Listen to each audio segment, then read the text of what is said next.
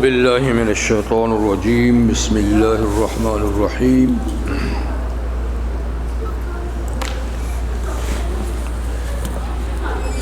اصبر علی ما یقولون واذکر عبدنا داود ذا الاید انہ اواب انا سخرنا الجبال معه یسبحن بالعشی والاشراق والطیر محشورہ کل لہ اواب وشددنا ملکہ وآتیناہ الحکمۃ وفصل الخطاب وهل أتاك نبأ الخصم إذ تصوروا المحراب إذ دخلوا على داود ففزع منهم قالوا لا تخف خصمان بغى بعضنا على بعض فاحكم بيننا بالحق ولا تشطط واهدنا إلى سواء الصراط ان هذا اخي له 99 ناجة ولي ناجة واحدة فقال اكفلنيها وعزني في الخطاب قال لقد ظلمك بسؤال ناجتك الى نعاجه وان كثيرا من الخلطاء ليبغي بعضهم على بعض الا الذين امنوا وعملوا الصالحات وقليل ما هم وظن داود انما فتناه فاستغفر ربه وخر راكعا واناب فغفرنا له ذلك وان له عندنا لزلفى وحسن مآب يا داود انا جعلناك خليفة في الارض فاحكم بين الناس بالحق ولا تتبع الهوى فيضلك عن سبيل الله ان الذين يضلون عن سبيل الله لهم عذاب شديد بما نسوا يوم الحساب صدق اللہ العظیم۔ سورہ صاد کی آیت نمبر 17 سے 26 تک آیات ابھی میں نے آپ کے سامنے تلاوت کی۔ آیات سابقہ میں نبی کریم صلی اللہ علیہ وسلم کے مخالفین کا ذکر تھا،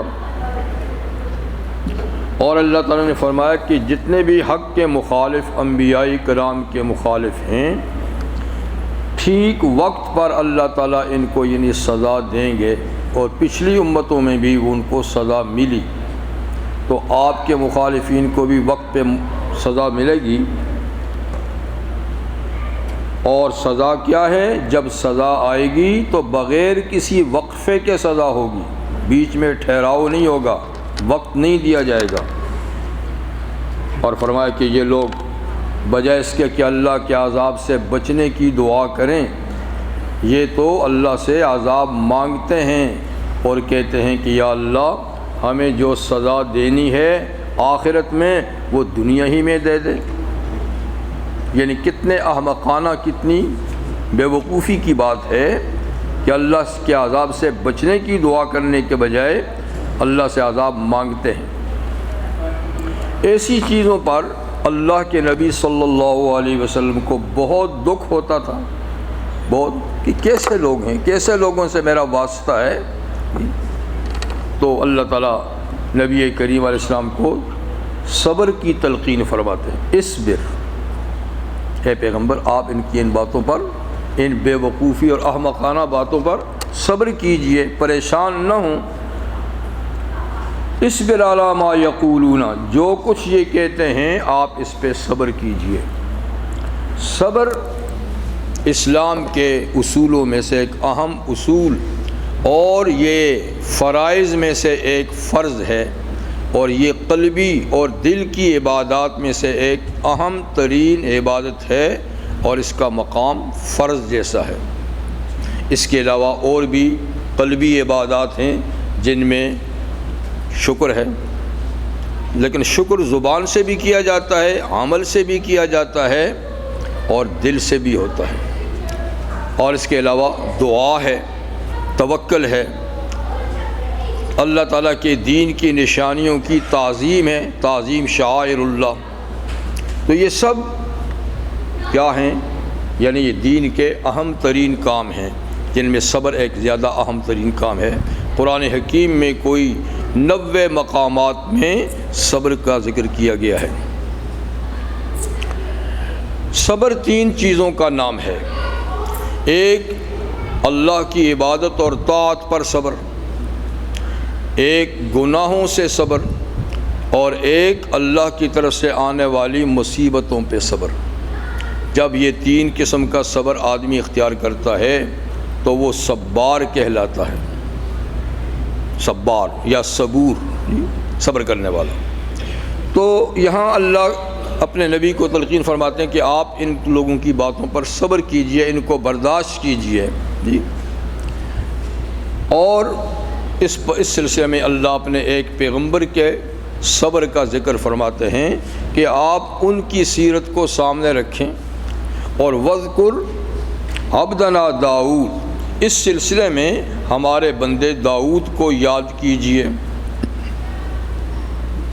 ذل عید، کون داؤد؟ ذل عید، ذل عید کا معنی ہے ہاتھ والا، لیکن اس کا معنی ہے قوت والا، طاقت والا۔ تو داؤد علیہ السلام اللہ تعالیٰ کے پیغمبر، یہ بڑی قوت اور طاقت والے تھے، اس لحاظ سے بھی کہ اللہ تعالیٰ نے ان کو زبردست حکومت عطا فرمائی تھی، طاقتور حکومت عطا فرمائی تھی، اور اس لحاظ سے بھی کہ اللہ تعالیٰ نے ان کو ایک خاص معجزہ عطا فرمایا تھا کہ ان کے ہاتھ میں جب لوہا جاتا تو وہ موم کی طرح نرم ہو جاتا تھا۔ لوہے کو گرم کرنے کے بغیر، کسی چیز سے کوٹنے کے بغیر ایسا پکڑتے تو یوں ربڑ کی طرح کھنچ کر اس سے تاریں بن جاتی تھیں، اور جس سائز کی تار وہ چاہتے بناتے، اور پھر ان تاروں سے وہ زرہ بناتے تھے جو جنگ کے وقت وہ استعمال ہوتی تھی، اور بے مثال، جیسے کہ سورہ سبا میں اس کا ذکر گزر چکا ہے۔ تو داؤد علیہ السلام، پھر ان کے بعد ان کے بیٹے سلیمان علیہ السلام، جن کا بھی اس کے بعد ذکر آئے گا، تو فرمائے کہ ان میرے پیغمبروں کو آپ یاد کیجئے، اس لحاظ سے بھی یاد کیجئے کہ داؤد علیہ السلام کوئی خاندانی لحاظ سے دولت مند آدمی نہیں تھے، بلکہ ایک غریب باپ کے بیٹے تھے، اور اپنے باپ کی بکریاں چرایا کرتے تھے داؤد علیہ السلام۔ ان کے زمانے میں جو پیغمبر تھے حضرت سمویل علیہ السلام، جن کا ذکر سورۃ البقرہ میں ہے، دوسرے پارے کے آخر میں۔ سمویل علیہ السلام جب بوڑھے ہو گئے تو بنی اسرائیل اس زمانے میں غلامی کی زندگی گزار رہے تھے، یعنی کافروں نے ان پہ اتنا ظلم کیا، ان کے لوگوں کو قتل کیا، ان کے بیٹوں کو قید کیا، ان کے ملک پہ قبضہ کیا، تو بڑی ذلت کی زندگی گزار رہے تھے۔ انہوں نے اپنے وقت کے پیغمبر سے آ کر درخواست کی کہ ابعث لنا ملکا نقاتل فی سبیل اللہ، اے اللہ کے نبی، آپ بوڑھے ہو چکے ہیں، آپ قیادت نہیں کر سکتے ہماری، تو آپ ہمارا کوئی بادشاہ مقرر کر دیں، سربراہ مقرر کر دیں کہ اس کی سرکردگی میں ہم اللہ کے راستے میں لڑیں، جہاد کریں، اور اپنی بیویوں بچوں کو آزاد کرائیں، اپنے ملک کو آزاد کرائیں۔ سمویل علیہ السلام نے بنی اسرائیل سے کہا کہ چھوڑو، جہاد کی بات نہیں کرو، اللہ نے اگر تم پہ جہاد فرض کیا تو تم نہیں کرو گے۔ انہوں نے کہا جی کیسے نہیں کریں گے، ہم بڑی ذلت کی زندگی گزار رہے ہیں، اور ہماری اولادیں ان کے قبضے میں غلامی کی زندگی گزار رہی ہیں، کیوں نہیں کریں گے؟ ما لنا الا نقاتل فی سبیل اللہ وقد اخرجنا من دیارنا وابنائنا، ہمیں اپنے ملک سے بھی نکال دیا گیا ہے، ہماری اولادوں سے بھی الگ کر دیا گیا ہے، تو کیسی باتیں نہیں کریں گے، ضرور کریں گے، آپ صرف ہمارا لیڈر مقرر کر دیں۔ خیر، حضرت سمیع علیہ السلام نے اللہ سے دعا کی، اور اللہ تعالیٰ نے ان کا بادشاہ مقرر کیا حضرت جناب طالوت کو۔ طالوت بنی اسرائیل کے سب سے کمزور قبیلے کا ایک فرد تھا۔ بنی اسرائیل کے 12 قبائل تھے، طاقتور قبیلہ تھا یہودا کا، بڑے بھائی کا جی، اور یہ بنیامین جو یوسف علیہ السلام کے چھوٹے بھائی تھے، یہ ان کے قبیلے کے تھے جو ہر لحاظ سے کمزور تھا، اور پھر معاشی لحاظ سے بھی خود طالوت بھی بہت غریب قسم کا آدمی تھا۔ تو جب اللہ کے نبی نے کہا کہ ان اللہ بعث لکم طالوت ملکا، اللہ نے طالوت کو تمہارا بادشاہ مقرر کر دیا ہے، انہوں نے فوراً اعتراض کیا، انا یکون له الملک علینا، اس کی حکومت کیسے ہو سکتی ہے، یہ ہمارا حاکم اور بادشاہ کیسے بن سکتا ہے، ولم یؤت ساعۃ من المال، اس کے پاس تو مال ہی نہیں ہے، یہ تو غریب آدمی ہیں، ہم بڑے بڑے لینڈ لارڈ ہیں، دولت مند ہیں، اگر اللہ کسی کو بادشاہ بنائے تو ہم میں سے بنائے یہ۔ تو انہوں نے کہا میاں میں نے تو نہیں چنا، ان اللہ اصطفیٰ لکم، اللہ نے اس کو چنا ہے، اللہ نے فرمایا کہ طالوت کو ان کا بادشاہ بنا، اور تم بات کرتے ہو مال کی، مال کی حقیقت ہی کیا ہے، آنی جانی چیز ہے، اللہ تعالیٰ نے اس کو جسم کی طاقت اور علم کی طاقت عطا فرمائی ہے، تو لڑنے کے لیے تو جسمانی صحت اور فن ضرب حرب کا جاننا ہے، وہ تمہارے مقابلے میں زیادہ اچھا لیڈر ہے۔ خیر انہوں نے چاروں ناچار اس کو تسلیم کر لیا۔ تو یہ لمبی کہانی ہے۔ طالوت نے جب بادشاہت حاصل کی تو اس نے فوراً جنگ کا اعلان کر دیا مقابلے میں جس بادشاہ نے ظلم کیا تھا، اس کا نام تھا جالوت، کافروں کا۔ وہ بڑا طاقتور بادشاہ تھا ہر لحاظ سے، تو اس نے اعلان کیا کہ بھائی میں فوج میں بھرتی ہو جاؤں۔ اب جذبہ تو بڑا تیز تھا، کوئی 80,000 لوگوں نے اپنے نام فوج میں لکھوا دیے۔ تو طالوت نے کہا کہ یہ تو بڑی بڑی بھیڑ بن گئی ہے، تو مجھے تو ریوڑ تو نہیں چاہیے، مجھے تو کام کے آدمی چاہیے۔ تو خیر اللہ تعالیٰ ہی کی طرف سے یہ الہام ہوا، جو بھی ہوا، تو وہ ان لوگوں کو لے کر جب گیا تو رستے میں ایک نہر پڑتی تھی، کہا اللہ تمہیں آزماتا ہے اس نہر پر۔ سخت گرمی کا موسم تھا کہ جس نے اس تپتی دھوپ میں پیاس کے باوجود اس نہر کا پانی پیا وہ میرا سپاہی نہیں، اس کو میں واپس کر دوں گا۔ تو جس نے پیاس برداشت کی، یہ پانی نہیں پیا، وہ میرے ساتھ جا سکتا ہے۔ 80,000 لوگ۔ اس نے کہا کہ صرف اتنی اجازت ہے کہ ایک چلو بھر کے پی سکتے ہو، بس اتنا سا پانی لے کر پی سکتے ہو۔ جس نے پیٹ بھر کے پانی پیا وہ میری فوج کا آدمی نہیں ہوگا۔ اور وہ پیاسے بنی اسرائیل جب نہر پہ پہنچا تو انہوں نے خوب پانی پیا۔ جب پانی پیا تو سارے کے سارے لیٹ گئے، سستی کاہلی آئی، جانے کے قابل نہیں رہے۔ صرف 313 آدمی 80,000 میں جنہوں نے پانی نہیں پیا یا چلو بھر پیا، جتنا بھی کیا وہ رہ گئے۔ سب نے سب کو واپس کیا اور 313 کو لے کر وہ آگے میدان میں بڑھا۔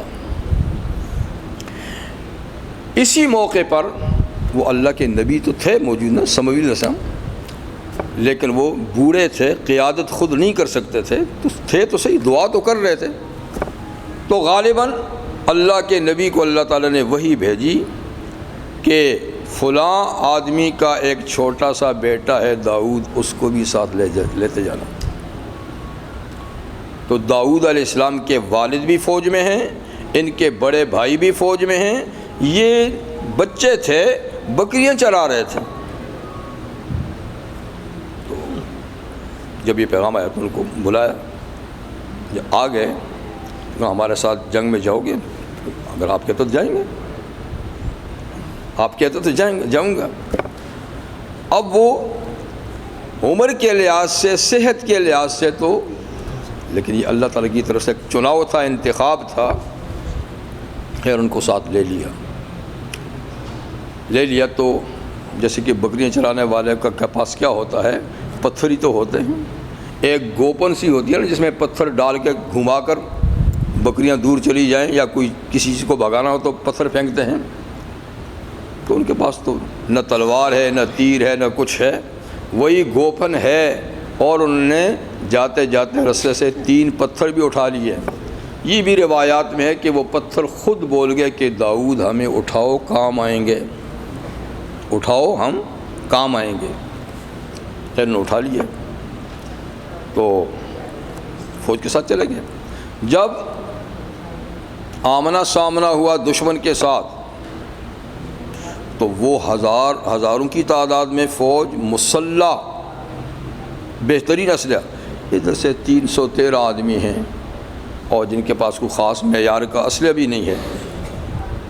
اس زمانے میں، بلکہ نبی کریم علیہ السلام کے زمانے تک، جب تک یہ ہماری موجودہ جنگیں نہیں تھیں، یعنی بندوق نہیں ایجاد ہوئی تھی، تلوار ہی کی جنگ تھی، تو طریقہ کار یہ ہوتا تھا کہ صفیں بنتی تھیں لڑنے والوں کی، پہلی صف، دوسری، تیسری، ادھر سے بھی پہلی، دوسری، تیسری، اور جو بڑا بہادر اور نامی گرامی شخص ہوتا تھا اس فوج کا، وہ میدان میں آ کر اس فوج والوں کو کہتا تھا ہے کوئی میرے مقابلے میں آئے۔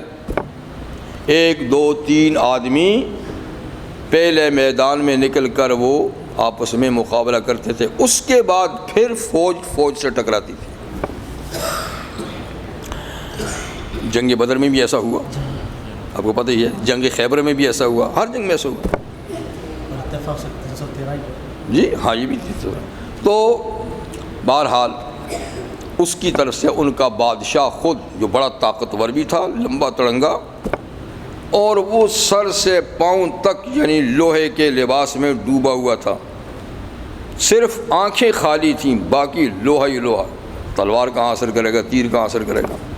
وہ میدان میں نکلا، اس نے مبارزت طلب کی کہ ہے میرے مقابلے میں کوئی آنے والا، اب ادھر سے کون جائے؟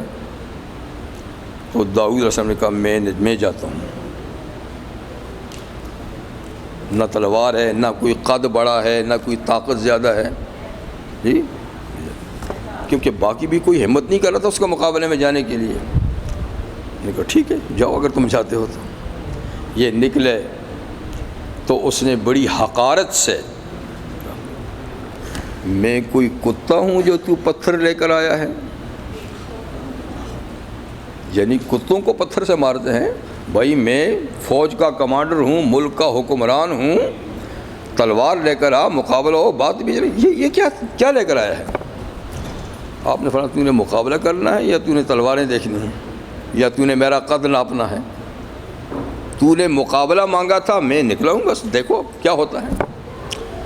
یہ کہتے ہی آپ نے ایک پتھر اس میں رکھا اور اس کو گھما کر نشانہ لگایا تو سیدھا آنکھ میں لگا۔ آنکھ ہی خالی تھی، باقی تو آنکھ میں لگا، ایسا لگا کہ دماغ کو پھاڑ دیا، دھڑام سے وہ زمین پہ گرا۔ جب کمانڈر ان چیف شکست کھا جائے تو فوج کے حوصلے ختم ہو جاتے ہیں۔ جب انہوں نے اپنے بادشاہ اور اپنے لیڈر کو دیکھا تو وہ سب کے سب بھاگ گئے، ایسے ہی بھاگ گئے، ساری فوج بھاگ گئی، اور یوں حضرت داؤد علیہ السلام کے ایک پتھر سے میدان جیت لیا۔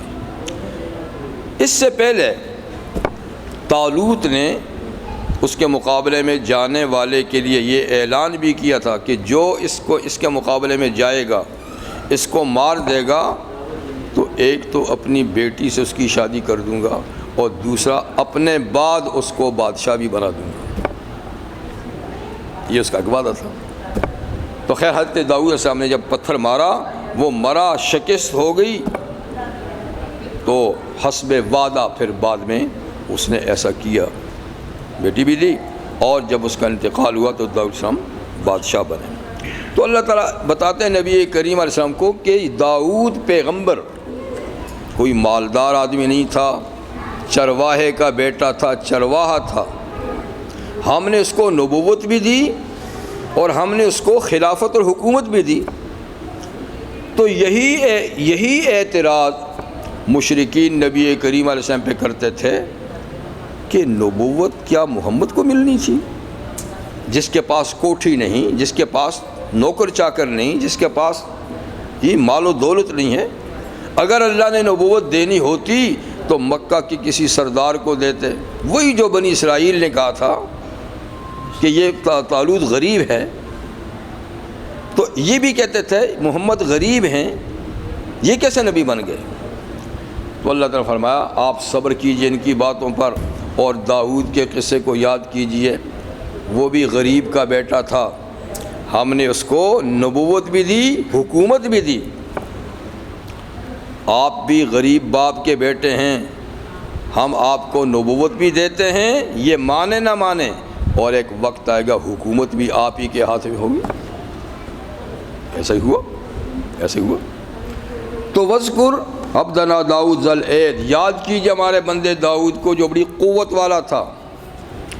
انہ اواب، لیکن اتنی قوت اور طاقت کے باوجود وہ بہت زیادہ ہماری طرف رجوع کرنے والا تھا۔ اواب، بہت زیادہ ہماری طرف پلٹنے والا، رجوع کرنے والا، عبادت کرنے والا۔ یعنی عموماً دولت آ جائے، اقتدار آ جائے تو خدا کو لوگ بھول جاتے ہیں، لیکن ان کے پاس دولت بھی ہے، اقتدار بھی ہے، اور وہ بڑے اواب ہیں۔ اب داؤد علیہ السلام کے معجزات میں سے کچھ معجزات کا اللہ ذکر فرماتے ہیں۔ انا سخرنا الجبال معہ، ہم نے پہاڑوں کو ان کے ساتھ مسخر کر دیا تھا، ان کے فرمان کے تابع، ان کے حکم کے تابع کر دیا تھا پہاڑوں کو۔ پہاڑ جامد چیزیں ہیں، بظاہر ان میں زندگی کے آثار نہیں، لیکن یہ آپ کو اور ہم کو ان کی زندگی کا پتہ نہیں چل رہا، وگرنہ ہر چیز اللہ کے نزدیک زندہ ہے۔ اللہ کے نزدیک ہر چیز زندہ ہے، پہاڑ بھی زندہ ہیں، پانی بھی زندہ ہے، ہر چیز۔ تو کہتے ہیں کہ ہم نے مسخر کر دیا تھا پہاڑوں کو ان کے ساتھ، کس چیز میں؟ یسبحن بالعشی والاشراق، کہ پہاڑ داؤد علیہ السلام کے ساتھ اللہ کی تسبیح پڑھتے تھے، شام کو بھی اور اشراق، چاشت کے وقت جب سورج نکل جاتا ہے، تھوڑا سا اوپر ہو جاتا ہے، اس کو اشراق کہتے ہیں۔ تو اشراق کے وقت بھی جب وہ اللہ تعالیٰ کی حمد و ثنا کرتے تو پہاڑ بھی جھومتے تھے ساتھ، اور شام کے وقت جب تسبیح بیان کرتے اس وقت بھی سارے پہاڑ ان کے ساتھ اللہ تعالیٰ کی تسبیح کرتے تھے۔ اللہ تعالیٰ نے حضرت داؤد علیہ السلام کو خوش آوازی کا ایک معجزہ دیا تھا۔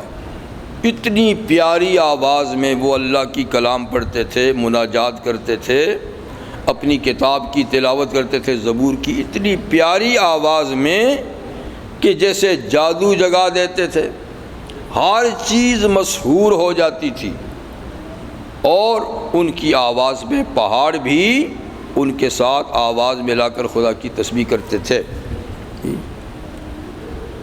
اور پہاڑوں کے ساتھ وَالطَّيْرَ مَخْشُورًا، جمع کیے ہوئے پرندے بھی، پرندے عموماً بکھرے ہوئے ہوتے ہیں الگ الگ، تو جب وہ تلاوت شروع کرتے سارے پرندے ٹھٹ کے ٹھٹ لگ جاتے تھے اور وہ بھی تسبیح پڑھنی شروع کر دیتے تھے۔ پہاڑ بھی جھوم رہے ہیں، درخت بھی جھوم رہے ہیں، پانی بہتا بھی ان کے ساتھ، یعنی ہر چیز ان کی آواز میں آواز ملا کر۔ یہ ایسی بات نہیں ہے کہ جیسے کہ میں یہاں بولتا ہوں تو میری آواز ٹکرا کر پھر آواز آتی ہے، ایسی بات نہیں۔ باقاعدہ یہ چیزیں اپنی زبان میں ان کے ساتھ تسبیح پڑھتی تھی، باقاعدہ تسبیح پڑھتی تھی، پہاڑ بھی، درخت بھی، پرندے بھی، صبح بھی شام بھی۔ کل لہ اواب، سب کے سب ان کے سامنے، ان کے ساتھ اللہ کی طرف رجوع کرتے تھے، سب کے سب، یعنی ایک ہو کا عالم ہوتا تھا، جیسے کہ کائنات ساری کی ساری ایک کام میں لگ گئی ہے، تو اللہ تعالیٰ نے ایسا مسحور کن ان کو آواز دی تھی، اور پھر پہاڑوں کو بھی ان کے ساتھ حکم تھا کہ ان کی تلاوت کے ساتھ، ان کی تسبیح کے ساتھ وہ بھی سب تسبیح خواہ ہوں۔ وَشَدَدْنَا مُلْكَهُ، اور ہم نے مضبوط کر دیا تھا ان کی حکومت کو بھی، ایک بڑا مستحکم نظام تھا حضرت داؤد علیہ السلام کی حکومت کا، مضبوط حکومت جس میں ہر شعبہ ٹھیک طریقے سے کام کرتا تھا، یعنی ایماندار اور دیانتدار لوگ بھی ہم نے ان کے ساتھ لگا رکھے تھے کہ حکومت کا کوئی کام میں وہ بے ضابطگی کا شکار نہیں، ہر کام ضابطے کے مطابق اور ٹھیک چلتا تھا۔ وَآتَيْنَا الْحِکْمَةَ، اور ہم نے ان کو حکمت اور دانش بھی دی تھی، ہر بات بڑی دانش مندی سے کرتے تھے۔ وَفَصْلَ الْخِطَابِ، اور ہم نے ان کو دو ٹوک خطاب، ایک معنی یہ ہے کہ فیصلہ کن بات، کیونکہ داؤد علیہ السلام خلیفہ تھے، اور خلیفہ کی ڈیوٹی میں ایک یہ بھی ہوتی ہے کہ اہم ترین فیصلے خلیفہ خود کرتا ہے، یعنی مطلب کہ یعنی سپریم عدالت کا جج نبی خود ہوتا ہے، پھر ماتحت عدالتوں میں اور لوگوں کو مقرر کرتا ہے، لیکن سپریم کورٹ کا فیصلے نبی کرتا ہے۔ تو فصل الخطاب کا معنی یہ ہے کہ ہم نے ان کو فیصلہ کن، دو ٹوک فیصلہ، صحیح فیصلہ کرنے کی قوت عطا فرمائی تھی۔ تو نبی بھی ہو، نبی کے فیصلے تو پھر اللہ تعالیٰ کی منشا اور مرضی کے مطابق ہوتے ہیں، تو بہترین حاکم تھے۔ ٹھیک، اب اللہ تعالیٰ ان کی ایک آزمائش کا ذکر فرماتے ہیں کہ ہم نے ان کو یہ سب کچھ دے کر ہم نے ان کو ایک آزمائش اور امتحان میں ڈالا۔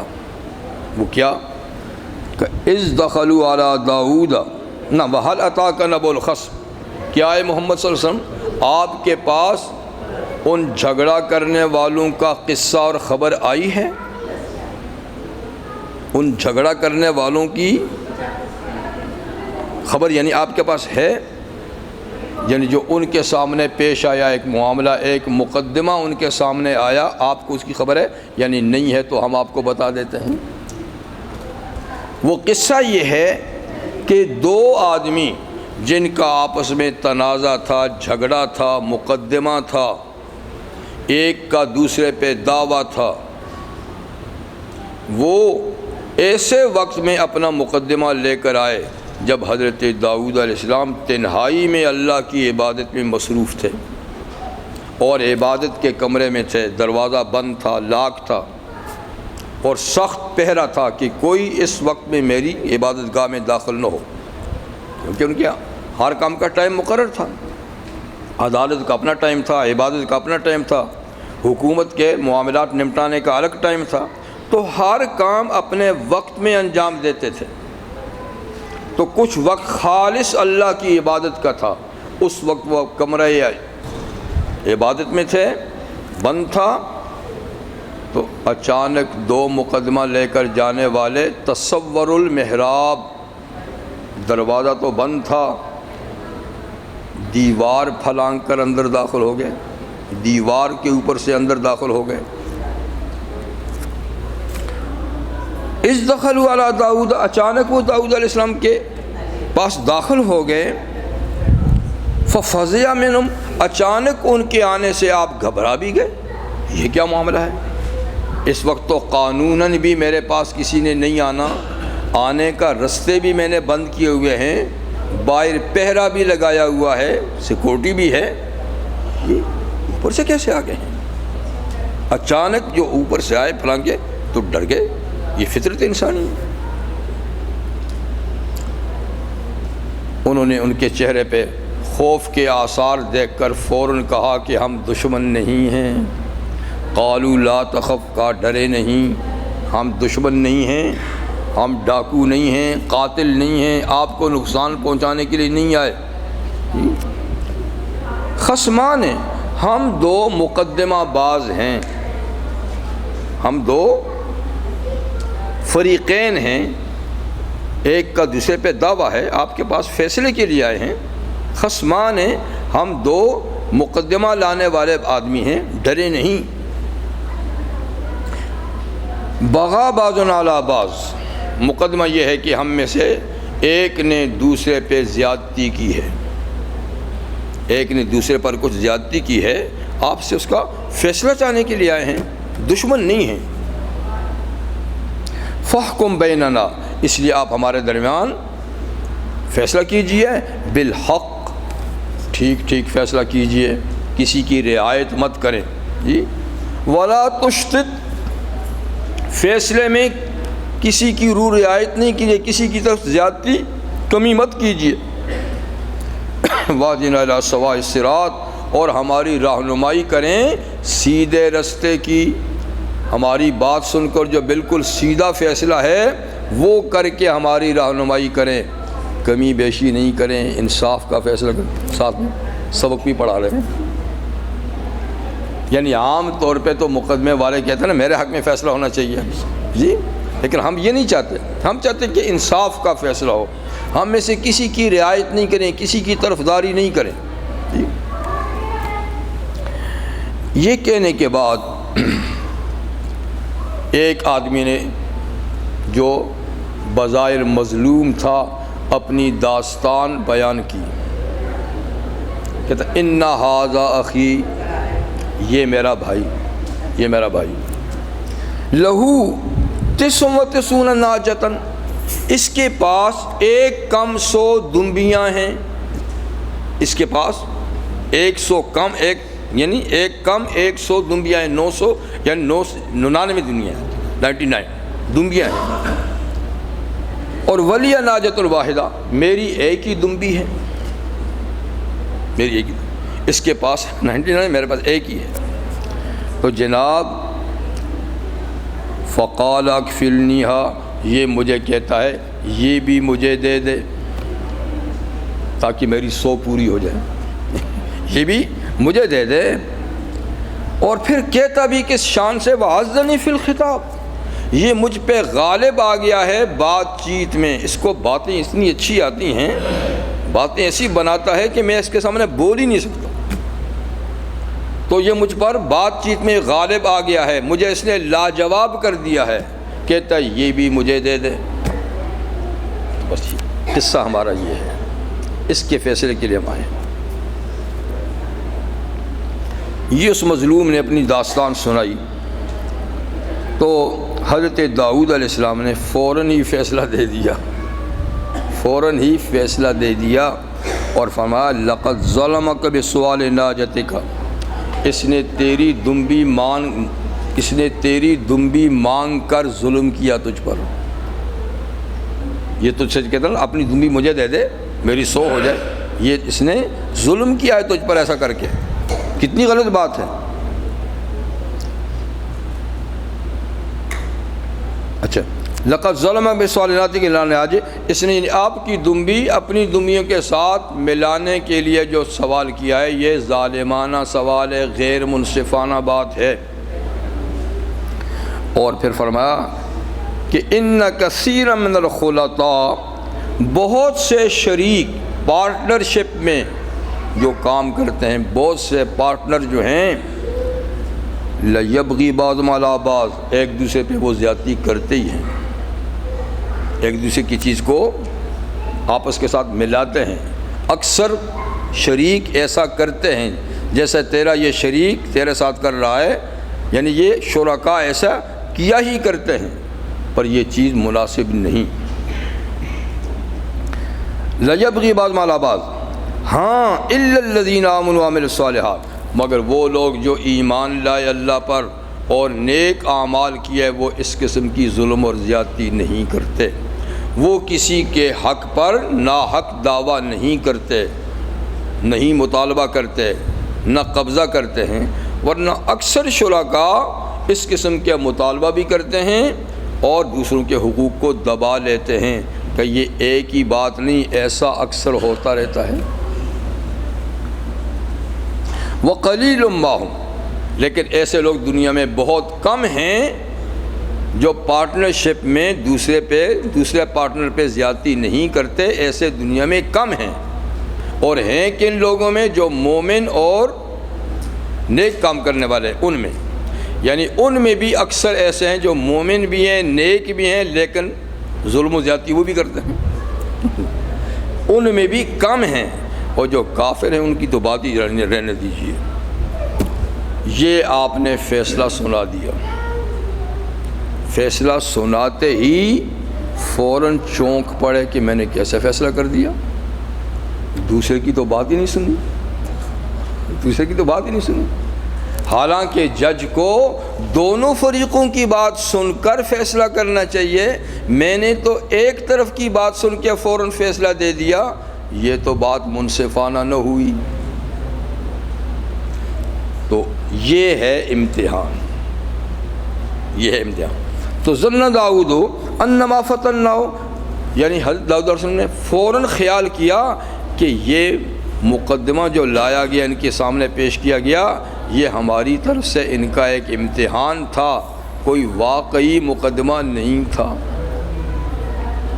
کوئی واقعی مقدمہ نہیں تھا، ورنہ تو وہ لوگ اپنا ٹائم سے آتے ہیں، یا جو بے وقت آئے اور الٹے راستے سے ہو کر آئے ہیں، تو فوراً خیال ہوا کہ یہ تو اللہ تعالیٰ کی طرف سے کوئی میرا امتحان ہوا ہے، اور دیکھو میں نے بھی دوسرے فریق کی بات سنے بغیر ہی فیصلہ دے دیا۔ تو صرف اتنی سی بات ہے۔ اس واقعے پر اسرائیلی روایات تو خرافات ہیں نری، انہوں نے تو پتہ نہیں کیا کیا قصے، ان کو تو زبان پہ لانا ہی نبی کی توہین ہے، لیکن بہرحال ان کو کیا ہے، وہ تو پیغمبروں کی توہین کرتے ہی ہیں۔ تو ان واقعات کو تو رہنے دیجیے جو انہوں نے فرضی کہانیاں بنائی حضرت داؤد علیہ السلام کے بارے میں، لیکن واقعہ کیا ہے؟ یہ قصہ جو ہوا، امتحان کس بات پہ ہوا؟ تو واقعے کے بارے میں عبداللہ ابن عباس رضی اللہ عنہ فرماتے ہیں کہ بات یہ ہے کہ حضرت داؤد علیہ السلام اللہ کے نبی بھی تھے اور حاکم وقت بھی تھے، سو ان کا نظام بالکل منصفانہ، عادلانہ اور مضبوط اور صحیح نظام حکومت تھا، ہر چیز اپنے اپنے ٹھکانے پہ ہوتی تھی۔ تو انہوں نے اسی لحاظ سے اپنے اوقات بھی بڑی پابندی سے تقسیم کر رکھے تھے۔ ایک تو یہ تھا کہ انہوں نے اللہ کی عبادت کا نظام اپنے گھر میں 24 گھنٹے جاری و ساری رکھنے کا انتظام کیا تھا کہ میرے گھر میں 24 گھنٹے کوئی نہ کوئی خدا کی عبادت کرتا ہو۔ تو وقت ٹائم طے تھے، اتنے گھنٹے بیٹا کرے گا، اتنے گھنٹے بیٹی کرے گی، اتنی گھنٹے فلاں بیوی کرے گی، فلاں بیوی کرے گی، اتنے گھنٹے میں خود عبادت کروں گا۔ تو تقسیم تھی عبادت کی، 24 گھنٹے کوئی نہ کوئی ان کے گھر کے عبادت خانے میں۔ یہ محراب جو ہے نا، محراب عبادت کے خاص کمرے کو کہتے ہیں، اس محراب کو محراب نہیں کہتے، یہ تو بہت بعد کی بات ہے۔ محراب دراصل خاص کمرہ عبادت جو گھر میں ہوتا ہے اس کو کہتے ہیں۔ تو انہوں نے اپنے محراب میں یہ سسٹم قائم کیا ہوا تھا۔ تو ایک وقت خود ان کا بھی تھا اور اس میں وہ کوئی کام نہیں کرتے تھے، جیسے میں نے پہلے عرض کیا کہ انہوں نے بھی اپنے کام تقسیم کر رکھے تھے کہ عدالت کچہری جو ہے وہ فلاں سے فلاں وقت سے فلاں وقت تک لگائیں گے، آگے پیچھے نہیں۔ حکومت کے کام فلاں سے فلاں وقت تک نمٹائیں گے، گھر والوں کو فلاں فلاں وقت دیں گے، اور اللہ کی عبادت کے لیے اتنا وقت ہے۔ تو اس میں پھر ہر کام میں دوسرا کام نہیں کرتے تھے۔ تو اس پر ظاہر بات ہے کہ ان کو خوشی بھی تھی کہ ماشاءاللہ میرا نظام حکومت، میرا سسٹم بڑا بہترین، بہت اچھا ہے، اور خوشی کی مقام بھی ہے۔ لیکن اللہ تعالیٰ نے آزمایا یہ کہ ٹھیک ہے آپ نے یہ اپنا نظام تو بڑا اچھا سیٹ کیا، سیٹ اپ تو بڑا اچھا ہے، لیکن کم از کم آپ کو یہ بھی تو دیکھنا چاہیے کہ اس کی توفیق کس نے دی ہے۔ یہ نظام جو آپ نے اچھا بنا رکھا ہے، قابل فخر ہے، باعث خوشی ہے، لیکن یہ بھی سوچے کہ توفیق کس نے دی ہے۔ اگر میں توفیق نہ دوں تو آپ کا سسٹم قائم نہیں رہ سکتا۔ تو آزمائش اس پہ کی گئی کہ آپ زبان سے کہیں کہ میں اللہ کی توفیق سے ایسا ہوا ہے، نہیں تو ہم چاہیں تو آپ کے سسٹم میں گڑبڑ پیدا کر سکتے ہیں۔ تو یہ ایک مقدمہ ان کے سسٹم میں گڑبڑ پیدا کرنے کے لیے لایا گیا کہ ٹھیک ہے، لیکن ہم اگر نہ توفیق دیں تو آپ کا سسٹم قائم نہیں رہ سکتا، جیسے کہ ہم نے بے وقت یہ لوگ بھیج کر آپ کے سسٹم کو خراب کر دیا۔ اسی پر وہ چونک پڑے کہ اوہ واقعی بات یہ ہے کہ میں تو لوگوں کے سامنے تعریف کرتا ہوں کہ میرا نظام بڑا منظم ہے، لیکن اللہ اگر اس نظم میں خلل پیدا کر دے تو میں کچھ بھی نہیں کر سکتا۔ تو تو یہ خیال ان کو فوراً ہوا، اور فوراً انہوں نے اپنی اس بات سے استغفار کی کہ میرا نظام اچھا ہے، میرا نظام مضبوط ہے، استغفار کی، اور فوراً سجدے میں بھی گر گئے کہ یا اللہ، اللہ آپ کی توفیق کے بغیر کوئی چیز بھی ٹھیک نہیں ہو سکتی۔ تو یہ بات قرین قیاس بھی ہے ایک نبی کے ساتھ بھی۔ تو خیر ان کو اس بات کا خیال ہوا کہ انما فتنہو، یہ مقدمہ بھیج کر ہم نے ان کو آزمایا اس بات میں کہ داؤد ہماری توفیق کے بغیر آپ کا سسٹم قائم نہیں رہ سکتا، ہم چاہیں تو اس میں خلل پیدا کر سکتے ہیں۔ فاستغفر ربہ، تو انہوں نے فوراً اپنے رب سے معافی مانگی، وخر راکعا واناب، اور گر پڑے رکوع میں اور اللہ کی طرف انہوں نے رجوع کر لیا۔ جب انہوں نے رجوع کر لیا تو فغفرنا لہ ذلک، ہم نے اس کوتاہی کو معاف کر دیا، معاف کر دیا جی، کہ چلو جو ہو گیا سو ہو گیا، ہم نے معاف کر دیا۔ وَإِنَّ لَهُ عِندَنَا لَزُلْفَىٰ، اور یقیناً حضرت داؤد علیہ السلام کا ہمارے پاس ایک قریب ترین مقام ہے۔ زلفیٰ کہتے ہیں بہت قریب، وہ بہت نزدیکی بندے ہیں، نبی ہیں، تو ان کا مقام ہمارے پاس بہت قریب کا مقام ہے۔ وحسن مآب، دنیا میں بھی اور آخرت میں بھی ان کا اچھا ٹھکانہ ہے ہمارے پاس، دنیا میں بھی ہمارے قریب ترین بندے ہیں، اور آخرت میں بھی ہم نے ان کے لیے بہترین ٹھکانہ تیار کیا ہے۔ تو یہ آیت سجدہ ہے، آپ نے سن لی، اب آپ کو ایک سجدہ کرنا ہوگا نماز کے بعد، اس پروگرام کے بعد۔ تو سجدہ تلاوت جس طرح قرآن حکیم پر اور بہت سی سجدہ تلاوت ہے، تو جب بھی پڑھی جائے پڑھنے والے اور سننے والے کو ایک سجدہ کرنا ہوتا ہے۔ اللہ اکبر کہہ کے سجدے میں چلے جائیں، 3 دفعہ سبحان ربی الاعلیٰ کہہ کے پھر اللہ اکبر کہہ کے بیٹھ جائیں، نہ ہاتھ اٹھانا ہے، نہ سلام پھیرنا ہے، نہ تشہد پڑھنا ہے، کچھ بھی نہیں ہے، صرف ایک سجدہ کرنا ہے جی۔ تو ان میں سے ایک یہ سجدہ ہے۔ اس کے بارے میں نبی کریم صلی اللہ علیہ وسلم نے ارشاد فرمایا کہ داؤد نے یہ سجدہ تو استغفار کے طور پہ کیا، ہم شکر کے طور پہ کرتے ہیں۔ یعنی ان کو تو ان کی تو ایک آزمائش تھی، اس آزمائش کی وجہ سے سجدہ کیا، اور ہماری تو وہ آزمائش نہیں ہے، ہم ان کی پیروی میں سجدہ شکر کے طور پر سجدہ کرتے ہیں۔ پھر یہاں دوسری بات یہ ہے کہ سجدہ اناب پر کیا جائے، جیسے ہماری یہاں کوئی بات نہیں، آپ ہماری طرف توجہ رکھیں، وہ تو ہوتا رہتا، اب کیا کر سکتے، کس کو خاموش کریں گے۔ چلیے، قرآن حکیم کے آداب میں سے یہ ہے کہ جب قرآن حکیم پڑھا جا رہا ہو تو اللہ تعالیٰ فرماتے ہیں قُرِئَ الْقُرْآنُ فَاسْتَمِعُوا لَهُ وَأَنصِتُوا لَعَلَّكُمْ تُرْحَمُونَ، جب قرآن مجید پڑھا جا رہا ہو تو غور سے سنو، کان لگا کے سنو اور چپ رہو تاکہ تم پر رحم کیا جائے۔ تو مطلب یہ کہ اگر قرآن پڑھا جا رہا ہو اور ہم گپ شپ لگا رہے ہوں، باتوں میں مصروف ہوں، تو یہ قرآن حکیم کی بے ادبی ہے، بجائے اس لیے کہ اس پہ اللہ کی طرف سے رحم کیا جائے، خدا کی طرف سے ناراضگی ہوگی۔ تو اس لیے تھوڑی سی بات ہے، انشاءاللہ اب ختم ہونے والی ہے، تو خاموشی سے سن لیں، اچھی بات ہے۔ تو میں عرض یہ کر رہا تھا کہ یہ سجدہ کون سی آیت پہ کرنا چاہیے؟ ایک تو یہاں قرآن مجید کہ اناب پہ کرنا چاہیے، بعض اہل علم کہتے ہیں کہ حسن مآب پہ کرنا چاہیے، حسن مآب یعنی دوسری آیت کی اینڈ پر جی، تو وہ زیادہ بہتر ہے، لیکن پہلی پہ بھی کر لیا تو کوئی ایسی بات نہیں ہے۔ تو یہ سجدہ بہرحال یاد سے جب ختم ہو تو ایک سجدہ کر کے ضرور جائے۔ اللہ تعالیٰ فرماتا ہے یا داؤد، اے داؤد، انا جعلناک خلیفۃ فی الارض، ہم نے آپ کو زمین میں خلیفہ بنایا ہے، قائم مقام بنایا ہے، حکومت دی ہے، خلافت دی ہے، ہم نے دی ہے۔ تو ہر چیز جو دنیا میں ملتی ہے یہ اللہ کی طرف سے ملتی ہے۔ خلافت جو دنیا میں ایک سب سے بڑا منصب ہے، خلیفہ، پریزیڈنٹ، صدر، بادشاہ، یہ سب سے بڑا مقام ہے دنیا کے لحاظ سے، ایک چھوٹے سے عہدے سے لے کر اس بڑے عہدے تک دینے والا کون ہوتا ہے؟ اللہ۔ تو فرمایا کہ ہم نے یہ دنیا کا عالی مقام آپ کو دیا ہے، آپ کو خلیفہ بنایا ہے۔ تو ہر پیغمبر اللہ کا خلیفہ ہوتا ہے۔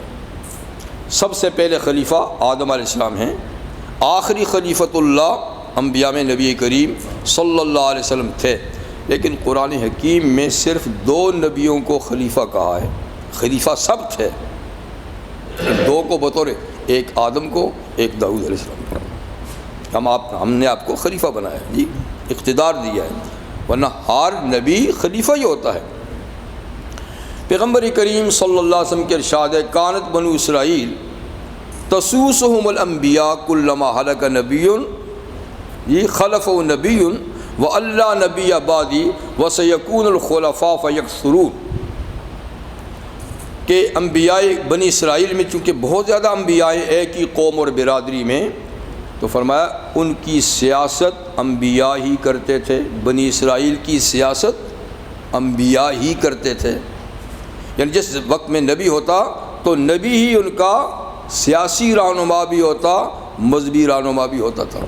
تو 2 حصے نہیں تھے کہ یہ بادشاہ ہے، یہ نبی ہے، یہ مذہبی رہنما ہے، یہ نہیں، تسوسہم الانبیاء، انبیاء ہی ان کی سیاست کرتے تھے۔ اور طریقہ یہ تھا کہ کلما ہلک نبی خلف نبی، ایک نبی جاتا اس کی جگہ دوسرا آ جاتا تھا، تو بیچ میں خلا نہیں رہتا تھا، ایک نبی جاتا دوسرا جاتا تھا، قیادت وہ سنبھال لیتا تھا۔ حضور فرماتے ہیں وَأَلَّا نَبِيَّ بَعْدِي، میرے بعد اب کوئی نبی نہیں، میں آخری خلیفہ ہوں انبیاء میں سے۔ تو یہ نہیں کہ میرے بعد سیاست کوئی دوسرا نبی آ کر کرے گا، میرے بعد تو نبی نہیں ہے، بلکہ سیکون الخلفاء، ہاں میرے بعد خلیفے ہوں گے، میری امت میں میرے جانشین ہوں گے، فیکثرون، اور وہ بہت بڑی تعداد ہوگی ان کی، تا قیامت ہوتے رہیں گے۔ صحابہ نے پوچھا کہ حضور زیادہ ہوں گے تو آپ، اگر ہمارے زمانے میں ایسا ہو جائے تو آپ ہمیں کیا رہنمائی دیتے ہیں، ہم ان کے ساتھ کیسا معاملہ کریں؟ تو آپ نے فرمایا کہ جو پہلا خلیفہ بنے اسی کی بیعت کرنا، اس کے مقابلے میں جو دوسرا کھڑا ہو تو اس کی نہیں کرنا، تیسرا کھڑا ہو تو نہیں کرنا، جو پہلے نمبر پہ آ جائے اسی کی اطاعت کرنی ہے، دوسرے تیسرے کی نہیں کرنی۔ اور پھر یہ فرمایا کہ ان کی بیعت کرنا، پھر ان کا حق بھی ادا کرو، ان کی بات ماننے کا جو حق اللہ تعالیٰ نے رکھا ہے خلیفے کا، تم اس کی پوری اطاعت کرنا، پوری اس کی بات ماننا، یہ نہیں دیکھنا کہ وہ تمہارے حقوق دیتا ہے یا نہیں، تم اپنے حقوق اس کو دو، وہ نہیں دیتا تو اللہ خود قیامت کے دن ان سے پوچھ لے گا۔ خلفاء اگر تمہارے حقوق تمہیں نہیں دیں گے تو ان سے الجھنے کی ضرورت نہیں، اللہ خود ان سے قیامت کے دن حساب لے لے گا، لیکن تم اپنے حقوق ان کو دیتے رہو۔ یہ حضور کی وصیت ہے، لیکن آج ایجوٹیشن ہے، آج ایجوٹیشن ہے تو اسی لیے افراتفری ہے۔ مطلب حضور فرماتے ہیں کہ ان کے ظلم کو برداشت کرو، اگر وہ ظالم بھی ہیں تو ظلم کو برداشت کر لو، لیکن ایجوٹیشن نہیں کرو، فساد نہیں کرو، گڑبڑ نہیں کرو۔ لیکن بدقسمتی سے بالکل الٹا کام ہو رہا ہے۔ یعنی یہ میرا مطلب نہیں ہے کہ کوئی غلط کو غلط نہ کہے یا اس کے ازالے کے لیے کوشش نہ کرے، یہ اپنی کمر ٹھیک ہے، اس لیے کہ غلط کار آدمی کو اس کی غلطی پہ ٹوکنا بھی سب سے بڑا جہاد ہے، لیکن اصلاح کی نیت سے، طریقے سے، گالی گلوچ سے نہیں، فتنے فساد کے اندازے سے نہیں، اس کی غلطی پہ ٹوکو، بھائی یہ بات غلط ہے، اس کی غلطی کو ٹھیک نہیں کہو، غلطی کو غلطی کہو، یہ ضرور کرنا ہے، لیکن جو صورتحال ہے اس کی بھی اجازت نہیں۔ آج ساری دنیا میں یہ افراتفری پھیلی ہوئی ہے، اسی لیے کوئی بات ٹھیک نہیں ہو رہی، یعنی بنتے بنتے ایک دم سب کو بگاڑ دیتے ہیں. کام کرتا کچھ ہے، نقصان کسی اور کا کیا جاتا ہے. تو اس سے کیا ہوتا ہے؟ خود اپنا نقصان ہم لوگ خود کرتے ہیں. تو اگر آپ نے کسی کو نقصان کرنا تو جا کر اسی کا نقصان کرے نا، اگر کسی نے زیادتی کی ہے. لیکن توڑ پھوڑ، لوٹ مار اور یہ فتنہ فساد، اس کی تو اجازت نہیں ہے. چلیے بہرحال یہ بات ایسی میں نے کر دی. تو اے داؤد، ہم نے آپ کو زمین میں خلیفہ بنایا ہے. فاحکم بین الناس بالحق، سو آپ لوگوں میں انصاف کا فیصلہ کیجئے. تو نبی بے انصافی کرتا ہی کب ہے؟ اصل میں یہ تعلیم دوسرے لوگوں کو دینی ہے کہ دیکھو میرا نبی جو سراپا انصاف ہے، میں اس کو بھی انصاف کا کہتا ہوں. تم کون ہوتے ہو کہ تم سے تو انصاف کی توقع بھی نہیں کی جا سکتی؟ تو انصاف کر. ولا تتبع الہویٰ، اور اے میرے خلیفہ داؤد، خواہشات کے پیچھے نہیں چلنا، مرضی کے پیچھے نہیں چلنا، میری مرضی کے مطابق چلنا.